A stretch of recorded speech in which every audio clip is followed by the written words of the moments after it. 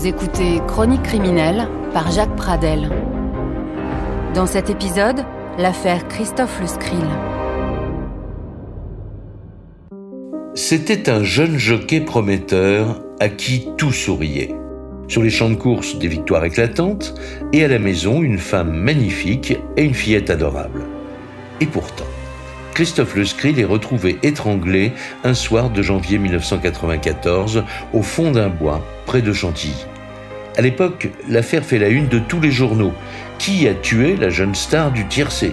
Des rivaux, jaloux de ses succès ? Ou peut-être des truands sur fond de paris truqués ? C'est en tout cas ce que pensent les enquêteurs. Mais cherche-t-il dans la bonne direction ? Pas si sûr.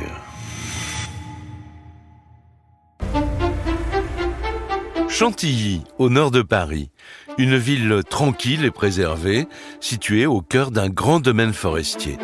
Célèbre pour son château, son hippodrome et ses haras, le milieu hippique en a fait sa ville phare. C'est la capitale du cheval et des événements mondains. Il y a des courses régulièrement qui sont organisées sur place. Tous les gens qui viennent y assister sont en très belle tenue. Donc les hommes sont en costume, des fois avec chapeau et queue de pie. Céline Cortier, amie de Christophe Le Scrill. Et les femmes, elles, c'est le concours de l'élégance. Les jockeys sont là-bas un petit peu ce que seraient à Cannes les artistes de cinéma.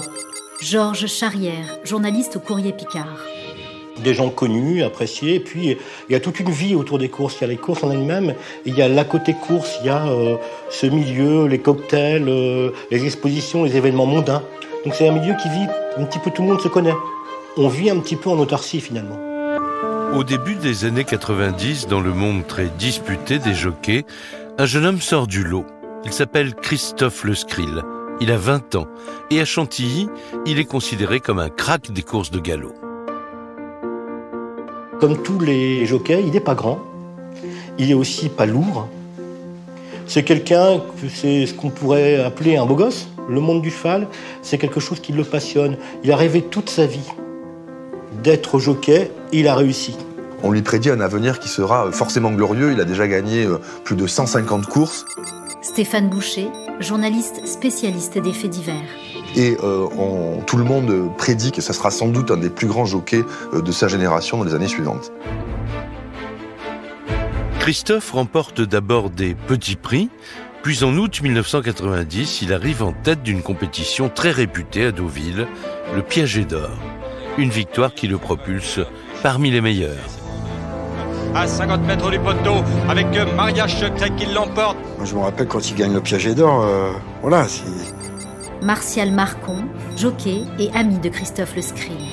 C'était l'éclosion d'un nouvel espoir. Christophe est un jockey brillant. Il se consacre corps et âme à sa passion du cheval. Chaque jour, dès l'aube, il est sur les champs de course à cravacher les pur sang. Et l'après-midi, il enchaîne les compétitions, sans répit. Mais c'est au détriment de sa vie privée. On ne lui connaît pas de conquête féminine. Jusqu'au jour où il croise le chemin de Nathalie Bertiglia. Elle a 24 ans, elle aussi est jockey, elle entraîne les chevaux. C'est une des rares femmes qui exerce dans ce cercle très fermé. Et elle fait fantasmer tous les cavaliers. Alors Nathalie, comme tous les jockeys, est petite. Olivia Kligman, avocate de la défense. Elle est plutôt avenante, mignonne. Je crois qu'elle plaît beaucoup d'ailleurs, dans le milieu des courses. Jolie brune fille qu'on remarque en tout cas parce qu'elle est blonde, elle est plutôt en général apprêtée, maquillée. Et donc dans ce milieu qui est quand même très masculin des jockeys, des jeunes jockeys, c'est quelqu'un qu'on remarque. Christophe tombe aussitôt sous le charme. Ils sont jeunes et ils ont la même passion pour le cheval. De l'hippodrome à la ville, ils ne se quittent plus et entre eux, tout va très vite. 3 mois après leur rencontre, ils se marient et réalisent un premier rêve. Ils achètent une maison dans le quartier chic de Lamorlaye, près des champs de course. Ils s'entendent à merveille et tout leur réussit. Dans ce couple assez glamour, en fait, chacun a un peu trouvé sa place parce que lui se consacre à 100% à sa carrière, tandis que Nathalie, elle, qui est plutôt le contraire, en fait, qui aime beaucoup sortir, s'afficher, qui aime les réceptions, les soirées, elle s'occupe finalement des relations publiques du couple. Tout se passe très bien, ils sont très en vue. Ce qui manque à leur bonheur, c'est un enfant. Et Nathalie va donner un enfant à Christophe. Une petite fille qu'il prénomme Mayerling.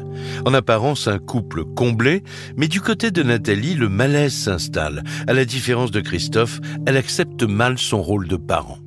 Lui est aux anges d'être papa.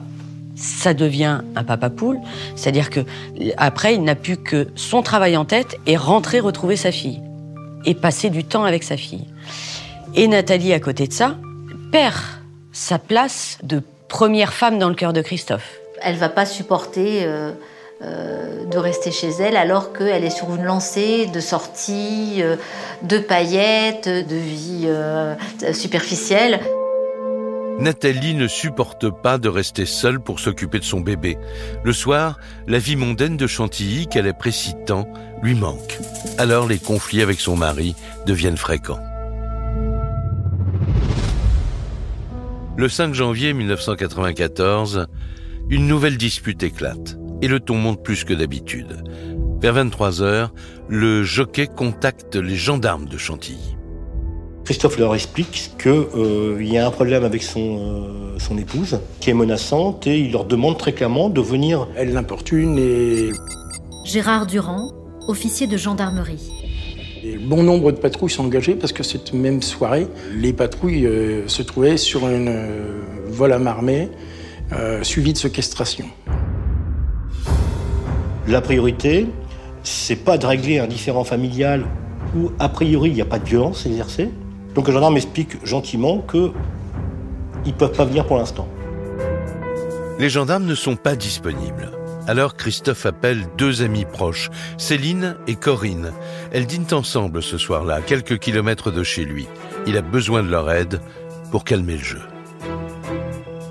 Christophe nous a appelés en nous disant écoutez, j'en ai marre, agacé par la situation, en disant on a discuté, de toute façon ça mène à rien. Les gendarmes sont toujours pas là, ils veulent pas se déplacer. Et puis elle est montée dans la chambre de Mayerling, elle veut même pas la laisser dormir. Il est l'heure qu'elle laisse la petite dormir. Les deux amis conseillent à Christophe d'insister auprès de la gendarmerie. Il est maintenant 23h30, soit une demi-heure après son premier appel. Le jeune homme recontacte les gendarmes. Sa femme ne se calme pas. Cette fois-ci, une patrouille se déplace. Il ne lui faut que 15 minutes pour arriver.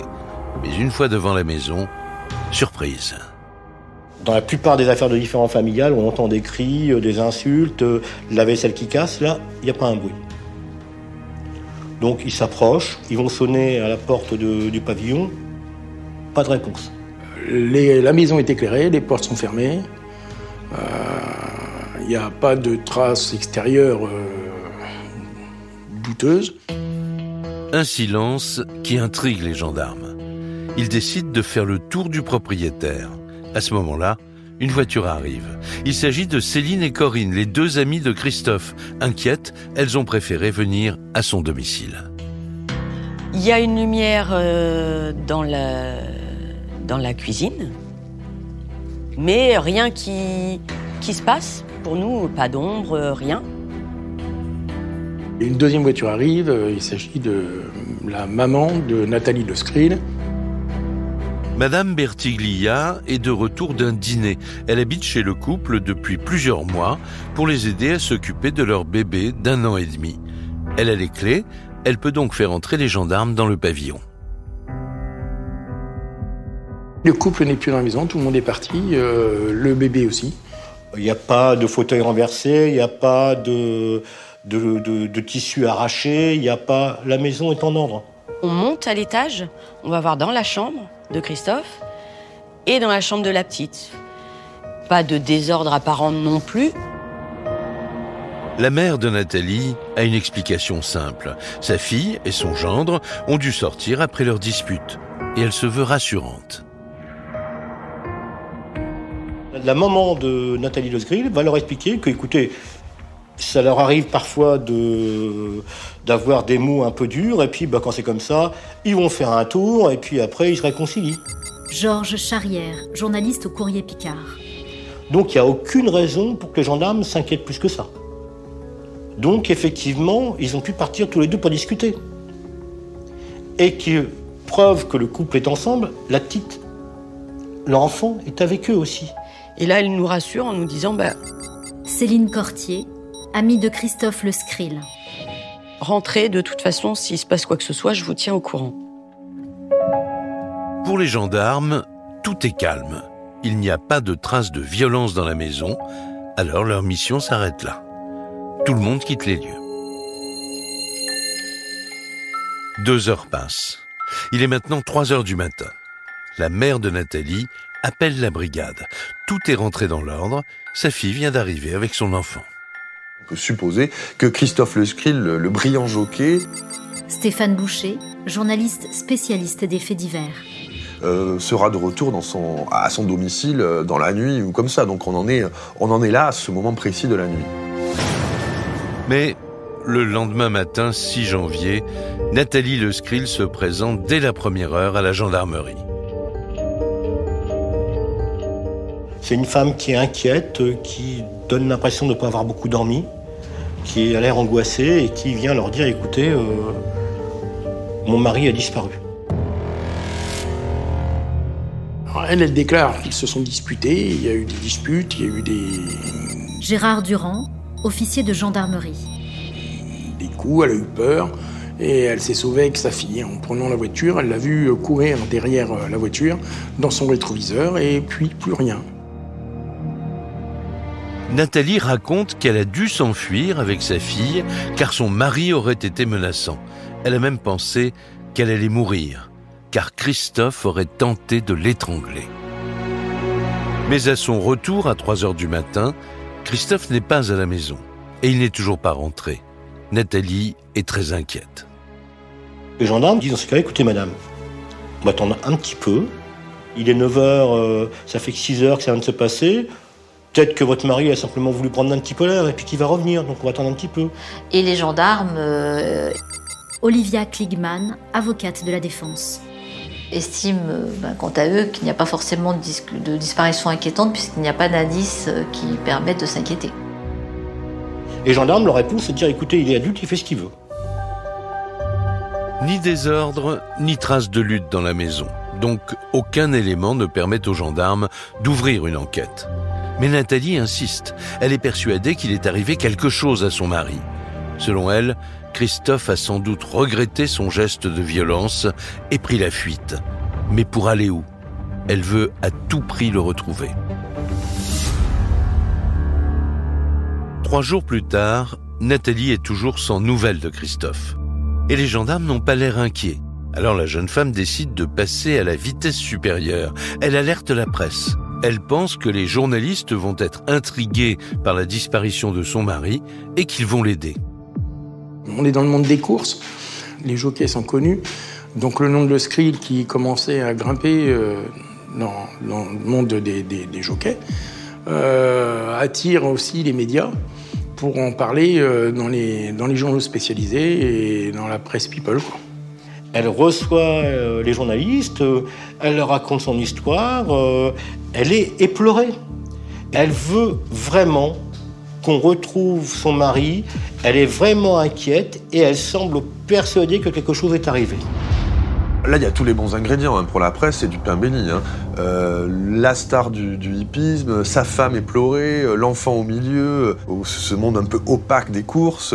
Et là, tout le monde imagine un roman policier déjà. Donc, tous les journaux se focalisent sur cette affaire. La disparition du jockey star fait les gros titres des journaux. L'affaire Christophe Lesgrill passionne les médias. Même la télévision s'empare de l'histoire. Mystérieuse disparition à La Morlaix dans l'Oise où depuis le 5 janvier dernier, le jockey Christophe Lesgrill n'a pas donné signe de vie. La disparition du jockey Christophe Lesgrill reste toujours inexpliquée. Ses amis trouvent que cette disparition est plus qu'inquiétante et côté enquête, pour le moment, la plus grande discrétion est de rigueur. Mais le battage médiatique n'apporte aucun élément nouveau. En revanche, la mobilisation de la presse met les gendarmes sous pression.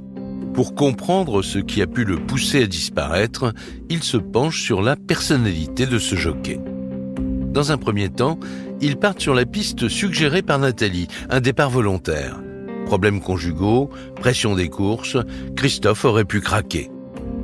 Il faut dire que depuis l'âge de 14 ans, quand il intègre l'école des jockeys, c'est le parcours du combattant tous les jours.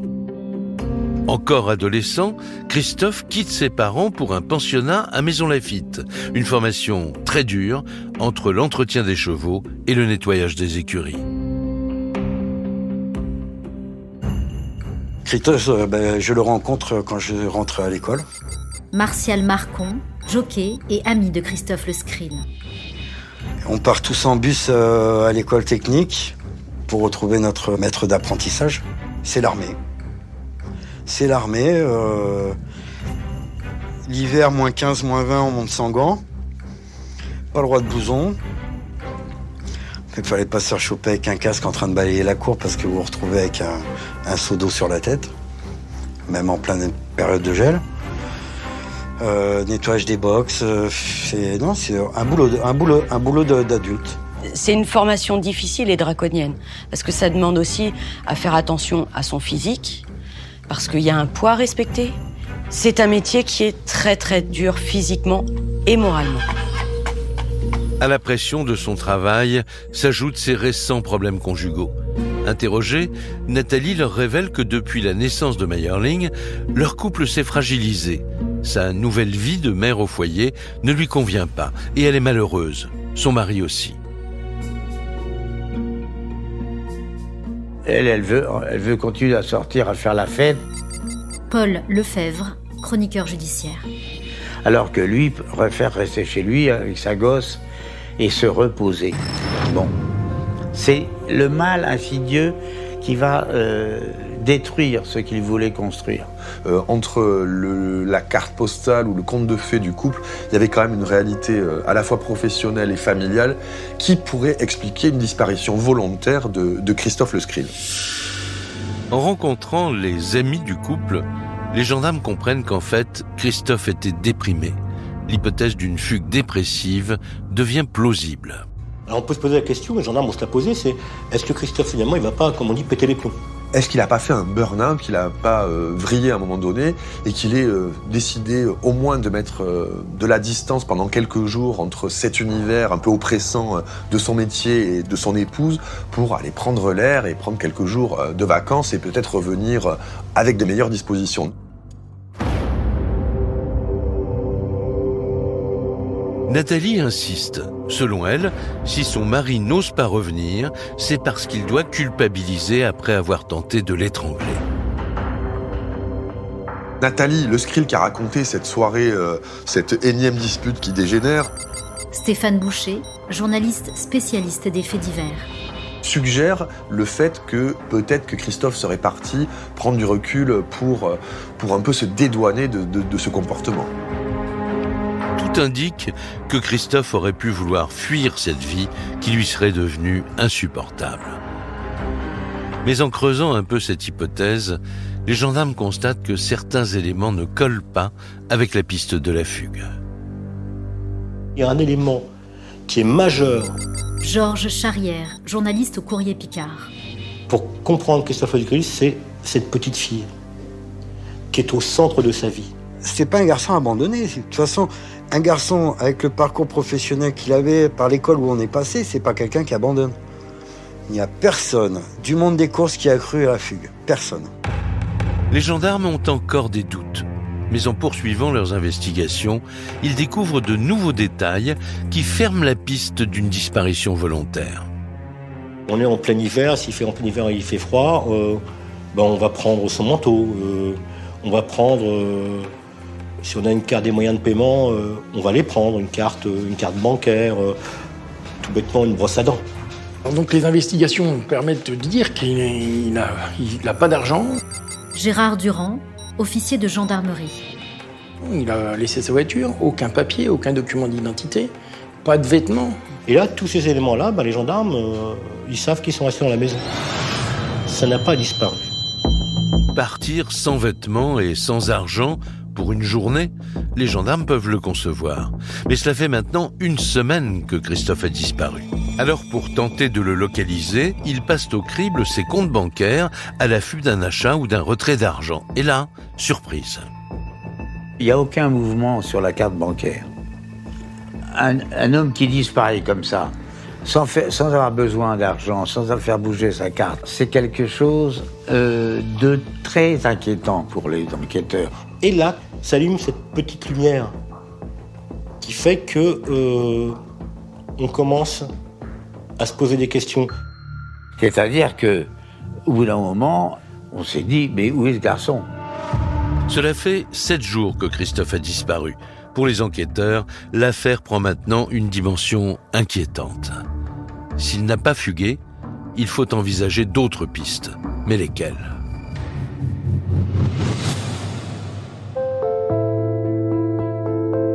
Il se penche sur son milieu professionnel. Et là, l'enquête se complique, car les courses, c'est un monde à part où règne parfois une certaine omerta. Le monde des courses, et en particulier des jockeys, est un monde un peu particulier. Paul Lefebvre, chroniqueur judiciaire. Chacun a ses propres affaires et il n'en parle pas aux autres, etc., etc. Il y a une sorte de loi du silence. C'est un milieu qui est très fermé, malgré la population très importante dans le milieu des courses du secteur de chantier, qui est très fermé. Et dans cet univers impitoyable, il existe des enjeux financiers importants, parfois à l'origine de tricheries. C'est le royaume des paris, avec des gains qui font tourner la tête. Et des courses arrangées, ça s'est déjà vu. Et si Christophe avait été victime de bookmakers peu scrupuleux ? Le truc classique dans les courses, c'est les courses truquées. On peut payer le favori pour qu'il aille moins vite et qu'il fasse gagner ce qu'on appelle un tocard, qui va être à une cote très très élevée. Et donc, ce qui permet de gagner beaucoup d'argent, parce que si on met beaucoup d'argent sur un tocard, la bascule est quand même énorme. Et on a déjà eu d'exemples de jockeys qui ont été pris la main dans le sac pour avoir triché ou pour avoir retenu ses chevaux. Est-ce que Christophe Le Sgril, moyennant finance, aurait accepté de ralentir un cheval pour qu'un autre gagne? On va regarder là-dessus. Pour les enquêteurs, un scénario se dessine. Christophe aurait pu être mêlé de gré ou de force à une affaire de course truquée. A-t-il été victime d'une entourloupe quelconque? Ou est-il à l'origine d'une entourloupe quelconque? On peut imaginer que Christophe Le Sgril aurait pu être enlevé dans le cadre de pression. Donc les gendarmes enquêtent pour savoir s'il n'y avait pas eu une approche ou quelque chose de ce genre-là dans les jours qui ont précédé sa mystérieuse disparition. Ils auditionnent tour à tour les collègues jockeys de Christophe, mais aucun d'entre eux n'a entendu parler de la moindre tricherie à propos de leurs camarades.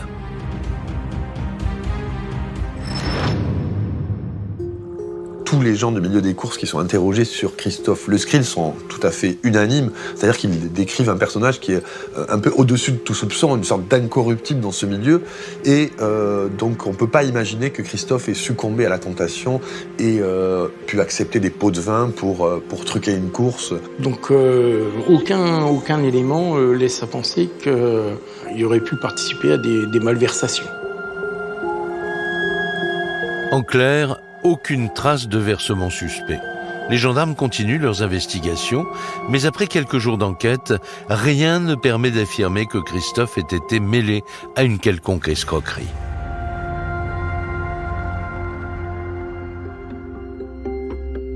Deux semaines ont passé depuis la nuit du 5 janvier et l'affaire est toujours au point mort. Aucune nouvelle de Christophe Le Sgril. Pour Nathalie, pas question d'en rester là. Elle est prête à tout pour retrouver son mari. Et elle veut frapper un grand coup pour sensibiliser la France entière à son histoire. Alors, elle s'adresse à l'un des animateurs les plus célèbres de l'époque, un certain Jacques Pradel. L'émission est déjà la référence des programmes de faits divers. Bonsoir à tous et merci d'être là pour ce nouveau rendez-vous sur TF1, rendez-vous qui se déroule, comme on vient de vous le dire, en direct total. Elle va contacter l'équipe de Perdu de vue. Perdu de vue, c'est l'émission un petit peu emblématique de Jacques Pradel à l'époque sur TF1. Au niveau des audiences, c'est quand même quelque chose de faramineux à l'époque, donc c'est ce qui aura le plus d'impact. Et cette émission est très regardée. Elle a un taux de réussite assez important, parce que l'idée, c'est justement de retrouver des gens qui ont disparu ou d'apporter une solution à une disparition. C'est pour Nathalie le dernier espoir de retrouver l'homme qu'elle aime. L'équipe de journalistes commence une enquête minutieuse pour préparer l'émission, mais au bout de quelques semaines, ils abandonnent l'affaire. Les gendarmes, à ce moment-là, sans rentrer dans le détail de leur enquête, déconseillent fortement aux équipes de Pradel de traiter le sujet dans leur émission.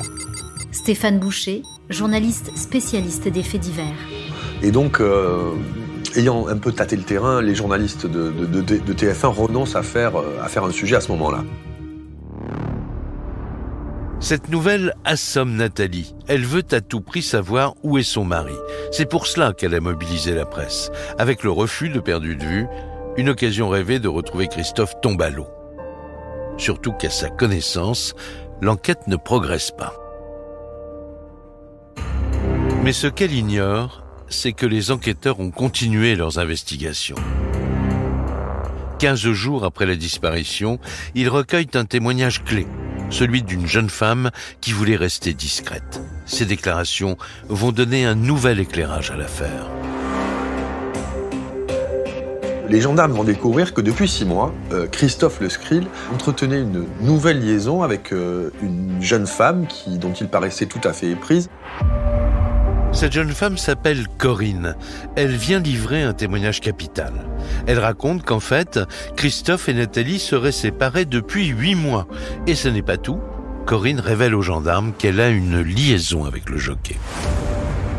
Nathalie Le Scrill avait quitté le domicile conjugal depuis plusieurs mois et donc la situation du couple était peut-être encore plus compromise que voulait bien l'avouer Nathalie Le Scrill. Ça nous fait penser qu'il y a quelque chose qui colle pas quand même. Gérard Durand, officier de gendarmerie. Ça nous surprend énormément. Donc les gendarmes vont découvrir que Nathalie Le Scrill leur a menti.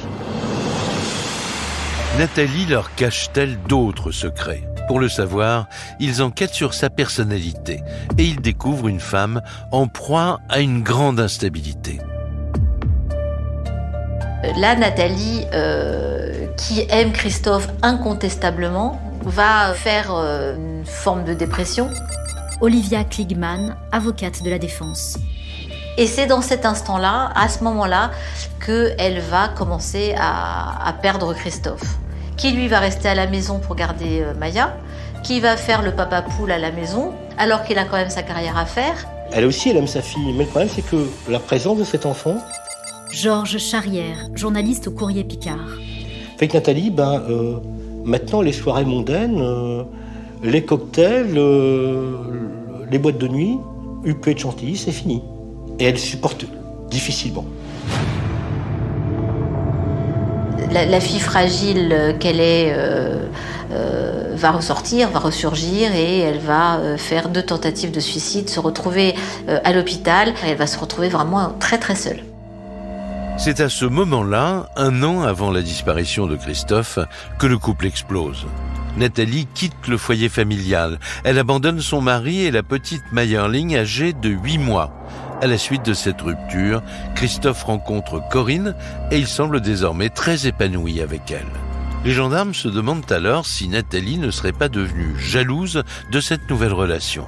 Malgré son statut de femme abandonnée, de femme éplorée, les enquêteurs là se disent est-ce que c'est pas le cœur de l'histoire, Nathalie ? Ils lancent une enquête de voisinage sur Nathalie et entendent ses proches dans le monde des courses. Et ils s'aperçoivent que la jeune femme fait beaucoup parler d'elle dans ce petit milieu. Dans cet univers des courses, Nathalie a une réputation, une drôle de réputation. Ils vont apprendre que depuis un temps certain, Nathalie Lesgrill a des relations multiples et variées dans le monde des courses avec des collègues, notamment de Christophe Lesgrill. Les enquêteurs vont de surprise en surprise. Nathalie était infidèle, et cela bien avant la rupture. Elle trompe Christophe avec ses collègues et ne s'en cache pas. Nathalie, elle est un peu volage en fait. Martial Marcon, jockey et ami de Christophe Lesgrill. Elle aime bien être le centre des conversations, le centre du monde en fait. Elle est connue quand même pour avoir eu des aventures avec beaucoup de personnes dans le milieu des courses. Céline Cortier, amie de Christophe Lesgrill. Donc on sait que c'est une femme facile. Et elle se perd dans cette vie-là. Évidemment, elle se fait courtiser, elle se fait inviter, et les boîtes de nuit, et les soirées. Visiblement, dans ce qui se raconte parmi ces jeunes jockeys, c'est qu'il y en a très peu qui ne sont pas passés dans son lit, en fait, et qui n'ont pas succombé au charme de la flamboyante Nathalie. Les gendarmes découvrent un nouveau visage de Nathalie. Elle collectionne les amants. Et en poursuivant leurs investigations, ils vont mettre au jour une face bien plus sombre de sa personnalité.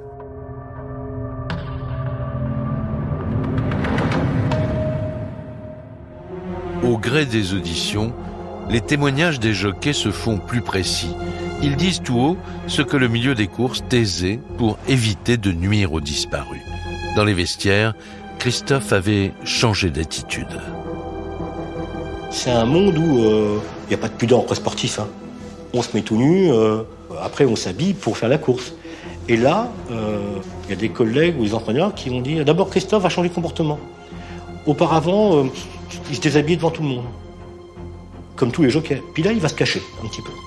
On va au sauna ensemble, on est tous à poil, on va se faire maigrir ensemble. On se connaît. Alors on voit qu'il y a quelque chose qui ne va pas. Les autres jockeys s'étaient rendus compte qu'il portait des traces qui étaient suspectes. Paul Lefebvre, chroniqueur judiciaire. Il a été visiblement battu, d'une certaine manière, battu. Pour les enquêteurs, ces témoignages font l'effet d'une bombe. Christophe, le brillant jockey, serait un homme battu. Il subirait des violences répétées depuis des mois. Et les témoins sont unanimes, Nathalie serait l'auteur des coups. Ah, on parle d'échymose, là, on parle plus de bleu, là, on parle d'échymose, On parle de coups violents. Et peu à peu, ces confidences-là, venant de gens qui ont été témoins, on trouve une femme qui est méchante. Méchante, elle bat. Ce qu'on découvre, c'est que véritablement, il vivait dans un climat de peur, pour ne pas dire de terreur, des agissements de sa femme. Christophe subissait les coups de Nathalie et il n'aurait pas été le seul dans ce cas-là. Martial, lui aussi jockey et ami de Christophe, a partagé la vie de Nathalie quelques années plus tôt. Il confirme aux enquêteurs le caractère violent de la femme de Christophe. Ah oui, elle m'abat, oui. Oui. Ça devient difficile, oui, quand on se rend compte qu'on est avec une fille qui est violente, qui vous bat. C'était plus possible, je pouvais plus puisque ça atteignait un degré de violence où pour moi c'était pas acceptable. C'est pas la Nathalie que moi je connais. C'est pas la Nathalie Lesgrill violente, ni désagréable, ni méchante. C'est extrêmement facile de dépeindre un personnage aussi noir possible. C'est pas la Nathalie que je connais. Plus l'enquête avance, et plus le portrait de la jeune femme s'assombrit. En consultant leurs archives, les gendarmes retrouvent la trace de violences conjugales. Le 28 septembre 1993, un an et demi avant sa disparition, Christophe s'était déjà rendu à la brigade pour se plaindre de Nathalie. Christophe est venu à la gendarmerie. Gérard Durand, officier de gendarmerie. Pour des violences conjugales, donc son épouse l'a frappé au visage avec une poignée de porte lors d'une dispute à domicile. Il a eu le nez fracturé. Tout ce qui est recueilli par les gendarmes. Stéphane Boucher, journaliste spécialiste des faits divers. tous les témoignages corroborent ça, c'est-à-dire que Nathalie était un personnage qui avait vraiment du mal à se contrôler et qui avait des accès de violence et qui pouvait, n'ayons pas peur des mots, être véritablement dangereuse. Ces témoignages bousculent les certitudes des gendarmes. Et si Nathalie n'était pas, comme elle le prétend, une victime que son mari a failli étrangler, mais bel et bien l'agresseur. Car 3 semaines auparavant, les enquêteurs avaient reçu une femme éplorée. Et aujourd'hui, ils font face à une épouse infidèle qui battrait son mari. Ce double visage place Nathalie dans le collimateur des gendarmes. Au départ, elle se dépeint comme une victime, une femme qui s'est enfuie pour se protéger sa fille. Et puis on se rend compte avec les confidences des jockeys que finalement, c'est elle qui bat et c'est lui qui est la victime. C'est elle peut-être qui va devenir l'objet du soupçon. Il n'y a pas de preuve, il n'y a aucune preuve. Mais tout converge vers elle. Des témoignages accablants et des constatations de violence conjugale. Pour les gendarmes, Nathalie devient la suspect numéro 1. Christophe a disparu depuis plus de 3 semaines. La justice envisage maintenant l'hypothèse d'un homicide et le dossier est confié à un juge d'instruction. Il ordonne que la jeune femme soit placée sur écoute téléphonique. Alors le temps joue contre nous parce qu'on n'a pas d'éléments et pour nous parce qu'on pense qu'elle va faire l'erreur. On pense à l'erreur, on pense qu'à un moment ou à un autre, elle va se piéger elle-même. Les gendarmes sont persuadés que Nathalie est impliquée dans la disparition de son mari. Mais ils n'ont aucune preuve contre elle. Alors ils attendent beaucoup des écoutes. Mais au bout d'une semaine, elle n'apporte rien de nouveau. Il n'y a rien qui permette de mettre Nathalie Lesgrill en cause. Georges Charrière, journaliste au Courrier Picard. Par rapport à ce qui serait arrivé à son époux, on n'entend pas dire « Ah bah dis donc, j'ai buté ce sale con », on n'entend pas ça. Donc les gendarmes les écoutent, ça donne rien. On les laisse en place, au cas où, mais ça donne rien. Mais le 7 février 1994, soit 1 mois après la disparition de Christophe, un nouveau témoin inattendu pousse la porte de la gendarmerie. Il a des révélations à faire. Il s'appelle Didier et il a fait connaissance de Nathalie au centre équestre où elle travaille. Et ce qu'il raconte sidère les enquêteurs. Le matin du 6 janvier, jour où elle signale la disparition de son mari, Nathalie lui a demandé de la conduire en forêt. Elle veut aller faire un footing, dit-elle, mais sa voiture est en panne. Il dit, écoutez, le lendemain du jour où Nathalie a indiqué que son mari avait disparu, elle m'a appelé. Elle m'a dit, j'ai envie d'aller courir, j'ai pas de moyen de locomotion, est-ce que tu peux m'emmener courir dans un bois que je connais. Elle vous a expliqué pourquoi elle voulait aller à tel endroit particulier? Non, elle m'a juste dit qu'elle voulait aller là. À la demande de la jeune femme, il s'engouffre dans le bois Saint-Michel, à 15 km du domicile du couple. Le témoin raconte que Nathalie semble très perturbée. Et elle sort de la voiture un peu dans un état second, elle se met à courir et elle disparaît dans les sous-bois en fait. J'ai attendu, je la vois revenir courant dans les flaques et ainsi de suite.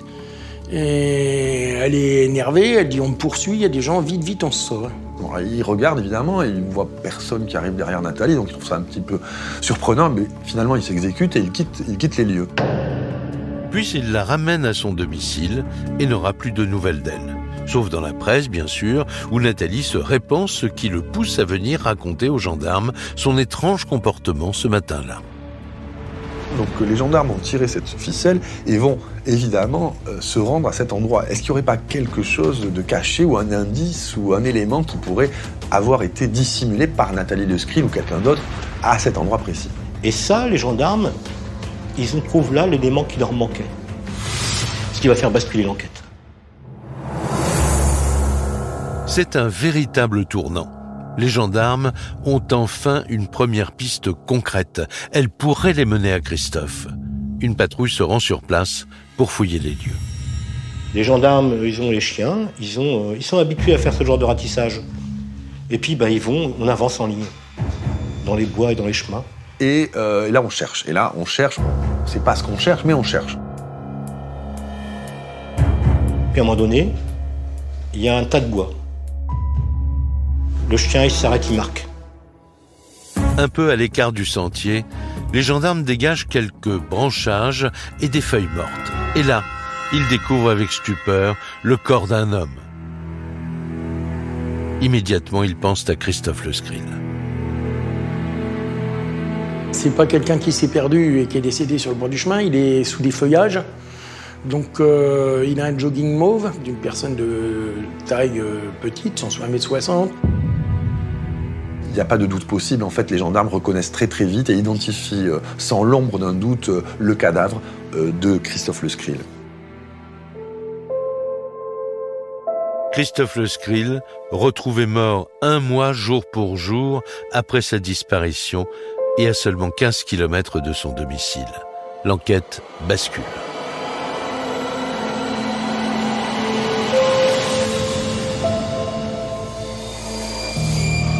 Aussitôt, la brigade de Chantilly quadrille la scène et attend la police scientifique. Un médecin légiste se rend aussi sur place pour identifier les causes de la mort. On a maintenant un corps qui va parler. On aperçoit un lien à la gorge. Gérard Durand, officier de gendarmerie. Un lien de couleur verte qui enserre la gorge, le cou. Un lien serré, très serré, parce que ça fait un sillon. Ce sillon dénote qu'il a été étranglé, quoi. Et à partir du moment où il y a étranglement, il y a meurtre. Première constatation, Christophe a donc été assassiné. Élément supplémentaire, le corps se trouve précisément là où Nathalie est venue faire son jogging. Elle va devoir s'expliquer. Elle est interpellée le 8 février 1994.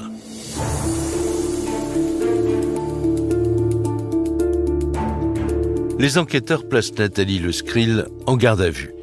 Mais comment la faire craquer? Ils mettent au point une stratégie pour tenter de la déstabiliser.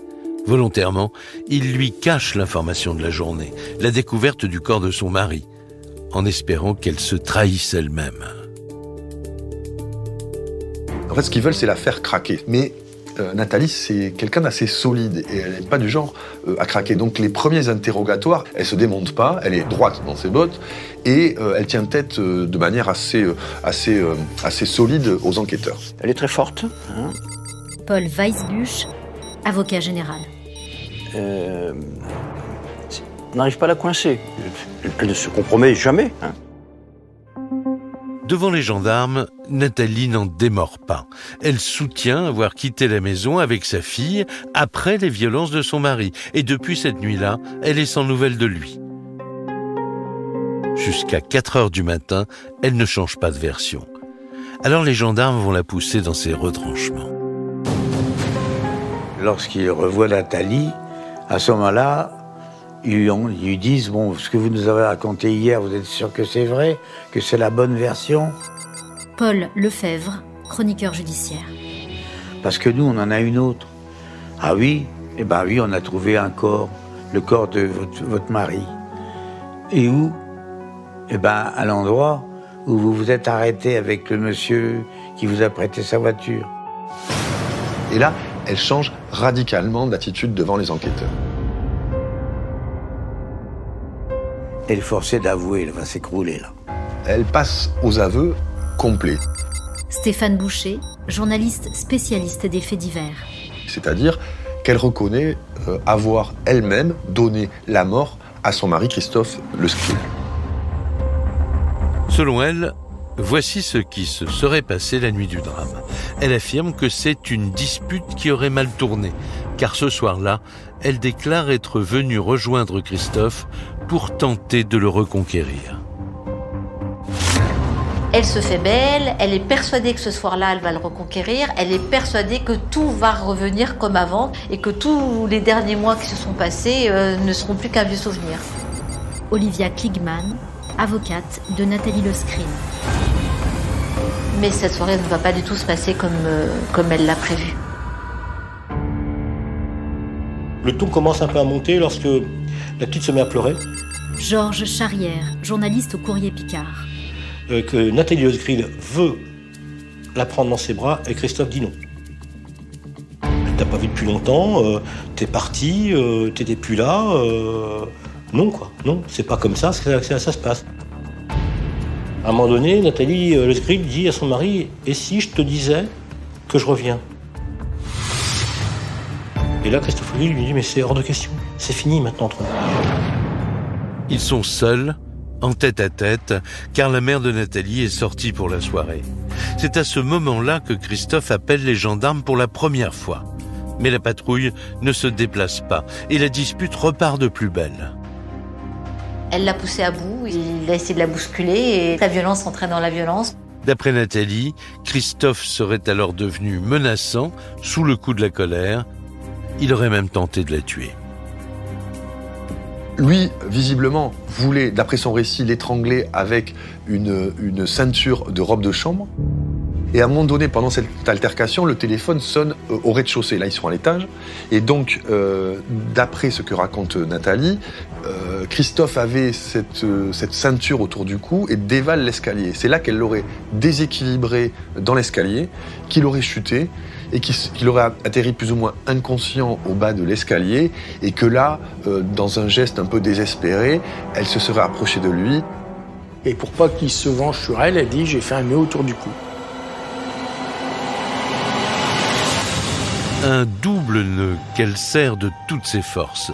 Christophe gît sur le sol, au pied des escaliers. Elle déclare apercevoir un filet de sang. Il ne respire plus.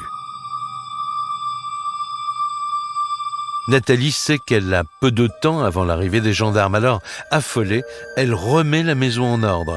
Mais reste le plus difficile, faire disparaître le corps. Elle imagine un scénario glaçant. Il est presque minuit. Elle va prendre le corps de Christophe Lescril, elle va le porter jusqu'à sa voiture à elle va ouvrir la porte avant droite, la porte passager. Elle charge le corps tête bêche sur le siège passager dans sa voiture, c'est-à-dire qu'il y a les pieds qui dépassent et la tête en bas. Et détail hallucinant, c'est qu'elle n'a pas de siège auto, elle prend sa fille de 18 mois, de 1 an et demi, sur ses genoux, avec son mari qui est mort tête bêche sur le siège passager, et qu'elle part dans la nuit. Mais pour aller où? Nathalie roule un peu au hasard quand elle décide de se diriger vers un petit bois qu'elle connaît à 15 km de là. Un endroit isolé, à l'écart de toute habitation. Elle laisse sa petite fille dans la voiture. Elle sort le corps de Christophe pour le traîner sur plusieurs mètres. Elle camoufle le corps comme elle peut, sous des branchages, et le corps va rester là pendant plus d'1 mois. Christophe est laissé pour mort en pleine forêt. Nathalie, elle, retourne à sa voiture rejoindre Mayerling, puis elle rentre à la maison. Il est 3 heures du matin. Le lendemain, elle signale la disparition de son mari à la gendarmerie et raconte le scénario qu'elle a imaginé. Mais les enquêteurs s'interrogent. Pourquoi est-elle retournée le lendemain à l'endroit où elle avait caché le corps? Et qui plus est, accompagnée d'un ami. Qu'est-ce qui s'est passé dans la tête de Nathalie? Et ça, c'est impossible de le dire. En fait, on ne le sait pas et elle ne le sait pas. On peut imaginer quand même que Nathalie Lescril était dans un état particulier. Après, ce sont que des conjectures, mais la première raison, c'est est-ce qu'il est bien mort? Mais surtout, est-ce que j'aurais pas laissé des traces de mon passage là? Nathalie ne fournit aucune explication aux enquêteurs. Mais une chose est sûre, son retour dans le petit bois l'a trahi. On n'est pas passé loin du crime parfait. Céline Cortier, amie de Christophe Lescril. Si la personne qui a commis le crime n'avait pas omis certains détails. Elle serait allée toute seule sur les lieux où le corps de Christophe Lescril était, personne n'aurait sans doute jamais su. Mais là, on va demander à un ami d'aller faire un jogging à plusieurs kilomètres de son domicile et en plus, elle va rentrer paniquée. Donc elle a commis 2 erreurs qui l'ont incriminée de façon définitive. Le 9 février 1994, Nathalie Lescril est mise en examen pour homicide volontaire et écrouée à la prison de Beauvais.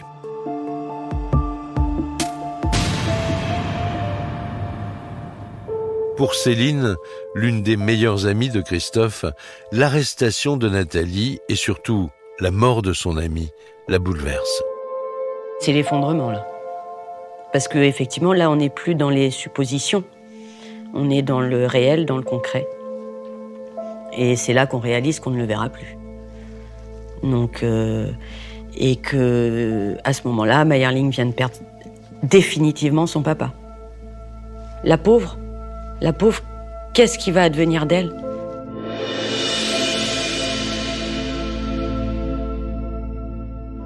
Près de 3 ans plus tard, le 20 novembre 1996, son procès s'ouvre à la cour d'assises de Beauvais. Il s'annonce passionné, car pour l'accusation, Nathalie est une criminelle machiavélique, alors que pour la défense, c'est une amoureuse et conduite meurtrière par passion. Elle peut aller jusqu'à l'acquittement, hein, si c'est vraiment un crime passionnel et que vous avez été provoqué. Ou obtenir de très larges circonstances atténuantes. Paul Weisbusch, avocat général. On prend en considération tous ces éléments de la passion, mais j'ai acquis, moi, c'est ma certitude que c'était bel et bien un acte prémédité, réfléchi, conduit et maîtrisé de manière implacable. Ce procès d'assises tant attendu. Stéphane Boucher, journaliste spécialiste des faits divers. Sera l'heure de vérité dans cette affaire, parce que tout le monde veut voir le visage de la scandaleuse, de la manipulatrice. C'est un peu le diable en jupon qui se présente dans le box des accusés. Nathalie Lescril est jugée pour meurtre. Mais tout va se jouer sur les circonstances du drame. Si elle convainc les jurés qu'elle a tué par passion, elle risque moins de 10 ans. Mais si elle apparaît comme une meurtrière déterminée, elle encourt 30 ans. L'ambiance est particulièrement tendue, surtout lorsque la cour s'intéresse à la manière dont Nathalie a tué son mari. Elle l'a étranglé en prenant soin de faire un double nœud. Le fait de serrer ces plusieurs minutes, pendant plusieurs minutes... Paul Lefebvre, chroniqueur judiciaire. Elle a voulu tuer. Elle avait suffisamment de haine pour avoir envie de tuer pendant plusieurs minutes. Voilà. Bon là, c'est pas pour la colère, hein, c'est pour tuer. C'est ce qu'on appelle l'animus necandi, la volonté de tuer. C'était tout sauf un crime passionnel, c'est un crime de la haine. Pour moi, il y a quelque chose d'une possession diabolique, parce que c'est trop bien fait, si vous voulez. Elle est inspirée par un génie, mais le génie du mal. Donc le portrait qui surgit de ce procès d'assises, c'est celui d'une femme diabolique qui est sans foi ni loi et qui pour assouvir tous ses désirs, est capable d'absolument tout. Un réquisitoire qui fait sortir Nathalie de ses gonds. À l'audience, elle crie qu'elle aimait Christophe plus que tout. Elle réalise qu'elle le perd et qu'il faut à tout prix le reconquérir. Olivia Kligman, avocate de Nathalie Lescril. Si elle veut le reconquérir, c'est qu'elle veut qu'il vive. Elle n'est pas venue en voulant tuer son mari. Elle est venue pour essayer de tenter la dernière chance, je reviens avec toi. Comme ça s'est mal passé, comme le ton est monté, elle l'a tué. Donc il n'y a pas de préméditation, ça c'est sûr et certain. Ce sera aux jurés de décider. Le 22 novembre 1996, Nathalie est condamnée pour homicide volontaire sans préméditation. Malgré tout, la cour inflige à Nathalie une lourde peine, 20 ans de prison. Une sentence qui assomme la jeune femme. À la fin du procès, Georges Charrière, journaliste au Courrier Picard.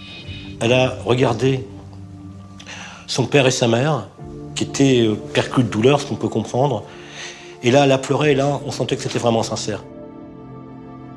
L'une des circonstances du meurtre a dû peser lourd dans la décision des jurés, celle de n'avoir épargné aucun détail du drame à sa fille de 18 mois. qui explique d'une certaine manière les 20 ans. C'est l'image de la petite gosse regardant le corps de son père, la tête en bas dans la voiture. Et ça, visage, une photo, quelque chose, un moment que l'enfant n'oubliera jamais dans toute sa vie. C'est qu'une image, mais c'est une image qui a hanté les débats et qui a pesé très très lourd au moment du verdict. Parce que comment peut-on imaginer qu'une femme, une mère de famille, puisse réserver un tel sort à son mari et partir l'abandonner dans un bois avec sa fille sur les genoux dans la voiture, c'est inimaginable comme scène. Mayerling, qui a 4 ans au moment du procès, est confiée à la garde de sa grand-mère paternelle. Quant à Nathalie Le Scril, elle est écrouée à la prison de Beauvais. Grâce à une remise de peine exceptionnelle, elle ne fera que 7 ans d'emprisonnement.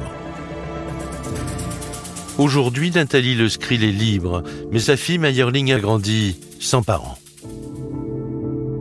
Cette affaire, c'est le drame de toute une famille. C'est une famille qui a été brisée et pulvérisée, je dirais, un peu à jamais par ce drame. Encore aujourd'hui, j'oublie pas. Non, ça reste une blessure, une plaie ouverte.